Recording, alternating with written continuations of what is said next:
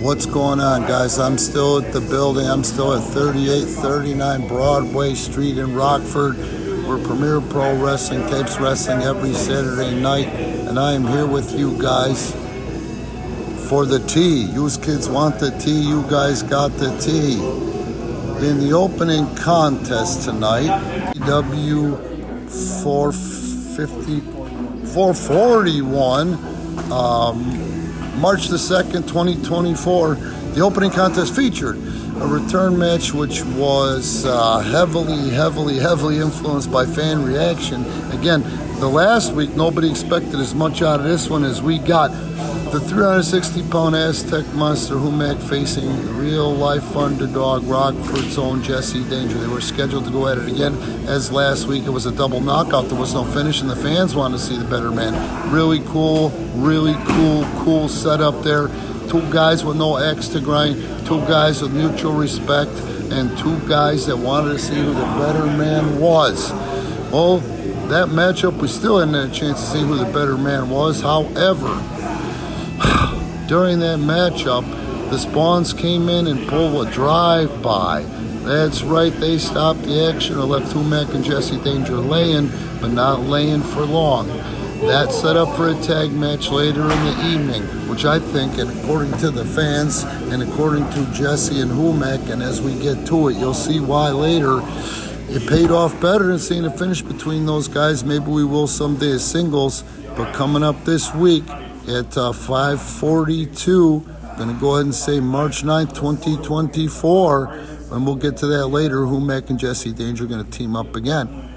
Second match of the night featured, quote-unquote, Charlie Hustle taking on Rockstar Rosie.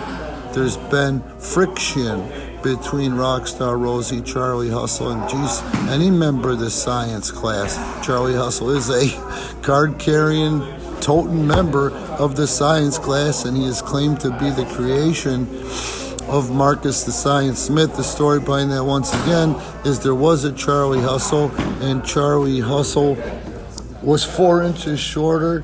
Charlie Hustle had 40 pounds less lean muscle mass on him. He disappeared for a few months, and boom, we're supposed to believe that this new guy who's 4 inches taller and 40 pounds heavier is the same Charlie Hustle, due to the fact that he's been living under the guidance, the life coaching of Marcus the Science Smith and Body by Science, but whatever. So Charlie Hustle faced off with Rockstar Rosie. One hell of a matchup.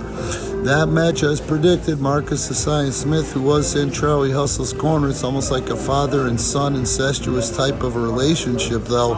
And I say that in jest. It's not really, but it's not a healthy relationship. It's codependent as relationships can get. Yes, Marcus was a thorn in the side of Rockstar Rosie, but that match is going to go up on YouTube this week, and you'll see what happened when Rockstar Rosie ended up winning that one by decision due to outside interference by Marcus the Science Smith, when Charlie Hustle and Marcus thought they got away with something and they did it.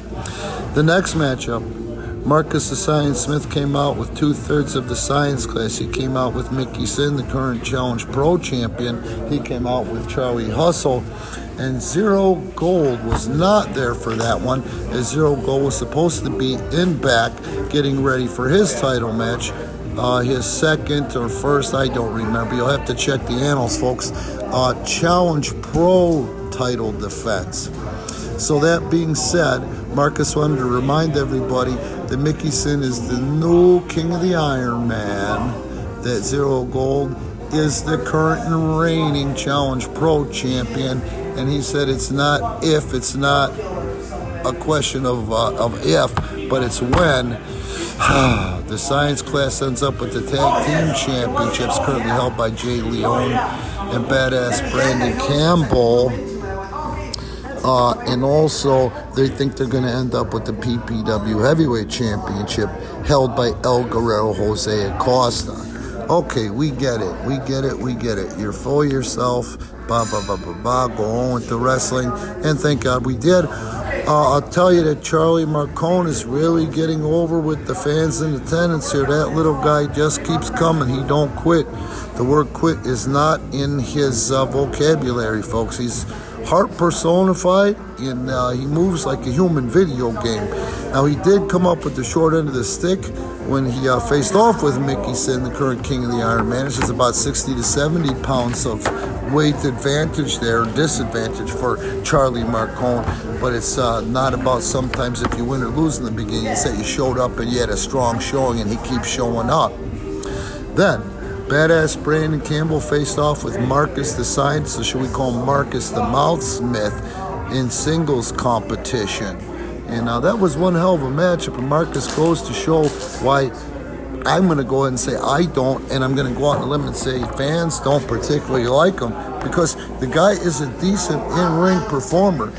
He can meet anybody in the middle. He can meet bigger opponents, he can meet faster opponents, and he can meet better wrestling opponents. And what he ends up doing is he meets them halfway, and then he tweaks it. The guy can wrestle if he chooses to. Sometimes I wonder if he wasn't such a dickhead, if he wouldn't be a fan favorite around here. But hey, I guess it's in some people's DNA, right, folks? Yes, Marcus the Science Smith versus badass Brandon Campbell. It was something else. One of the members of the science class got involved, and it ended up blowing up in Brandon's face when he took one of them out because he couldn't have ice in the back of his head, and Marcus the Science Smith stole one from badass Brandon Campbell. Now it's in the annals. Now it's in the history books. After that matchup, then we had that heavily anticipated tag team matchup between one Jesse Danger and Humac and Spawn 1, Psycho Spawn 2. And it was a hell of a matchup. It was a hard-hitting matchup, as it usually is when you talk about guys that are larger than life, like the Spawns and the 360-pound Aztec monster Humac.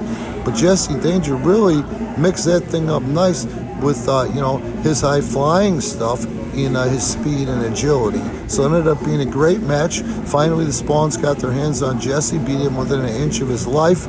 Boom, he was able to make that big tag to Humac.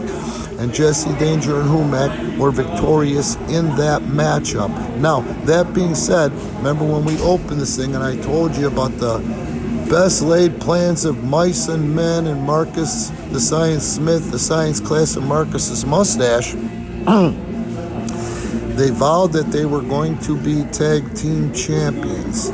So that being said, that set the table for this one. This Saturday night, the 9th PPW 542 number one contenders tag team matchup.